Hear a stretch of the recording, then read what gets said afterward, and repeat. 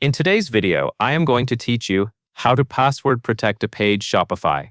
This process is done directly inside your Shopify admin, and it is useful when you want a specific page to be accessible only to people who have the correct password. For example, you might use this for a private information page, a wholesale page, or a limited access resource. The key idea is that you will open the page you want to protect, locate the metafields area near the bottom, enter a password value, and then save your change. Start by signing in to your Shopify admin. From your left-hand menu, go to Online Store, then Pages. This section shows every page that exists in your store, such as policy pages, custom content pages, and landing pages. Take a moment to confirm you are selecting the correct one, especially if you have multiple pages with similar titles. Next, click the page you want to lock.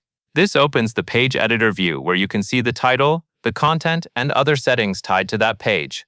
Once you are on the page editor, scroll down toward the bottom of the page until you find the section labeled Metafields. This area is where Shopify stores extra custom data for the page, and in this workflow, it includes a field that can be used for password protection. When you see the new password field in the Metafields section, click into it and type the password you want to use. For security, choose something that is not easy to guess and avoid using personal details. Also, keep it somewhere safe so you can share it with the right people and reference it later if needed. Be careful as you type, since a small typo can prevent the password from working as expected. Finally, click Save.